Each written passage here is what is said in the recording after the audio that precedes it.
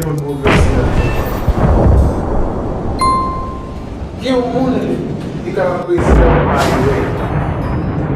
Donald Trump n'a pas aucune raison pour tourner pour un mandat. Nous actuellement là, nous regardons les États-Unis, nous t'amènent pour nous cacher, pour nous chaper, pour nous faire l'affaire. Parce que actuellement là, ils n'ont fait pas leur camp. Ça veut dire que le président par contre, c'est là, toi, tu as fait c'est le président ici là. Premier mandat, nous devons nous souffrir là pour dire voilà.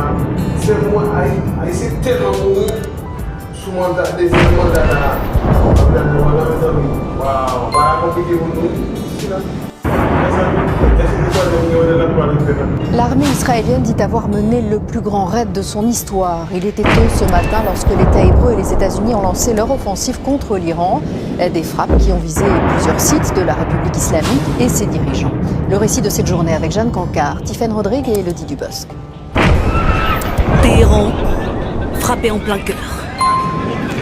Des voitures en feu et autour, des Iraniens stupéfaits. Ici, un immense cratère, juste après une explosion. Des panaches de fumée sont filmés au loin par les habitants qui réalisent. C'est la résidence du guide suprême. 10 heures, une opération d'ampleur vient de démarrer. Israël, avec les États-Unis, attaque l'Iran. Donald Trump l'annonce à travers un message enregistré. L'armée américaine mène actuellement une opération massive afin d'empêcher cette dictature radicale de menacer les États-Unis.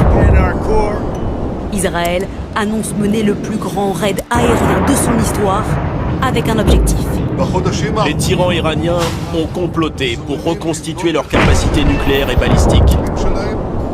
Si nous ne les arrêtons pas maintenant, ils deviendront incontrôlables. Dans le viseur de l'opération américano-israélienne, le guide suprême Ali Khamenei. Voici sa résidence avant l'attaque et ce qu'il en reste. Était-il à l'intérieur? A-t-il été tué? À cette heure, les responsables iraniens assurent qu'il est toujours en vie. Une attaque ciblée qu'un journaliste nous raconte sur place. À côté, il y a le palais présidentiel, il y a aussi le bureau du chef du pouvoir judiciaire, mais aussi le Conseil suprême de la sécurité nationale. Et c'est ce quartier qui a été visé en premier avec 5 ou 6 missiles qui sont passés juste au-dessus de là où j'habite, qui visaient donc à décapiter le pouvoir politique.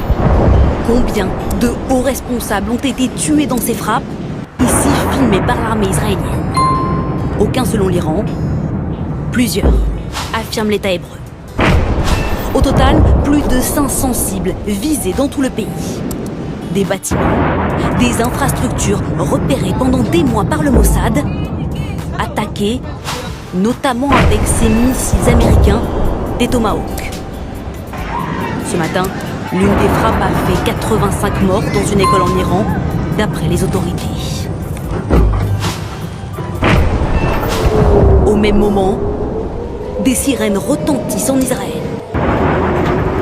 Des missiles iraniens constellent le ciel. Téhéran riposte et l'assure, ils peuvent frapper plus fort. Si la guerre se poursuit, on utilisera nos missiles les plus puissants. Des armes que nous n'avons pas révélées jusqu'à présent. Celles qu'on a gardées secrètes, on s'en servira. Des menaces qui n'intimident pas Israël. Ce soir encore, les frappes sur l'Iran se poursuivent. Concernant le sort du guide suprême Ali Khamenei, Benyamin Netanyahou vient d'affirmer, je cite, « Il semblerait que ce tyran n'existe plus ».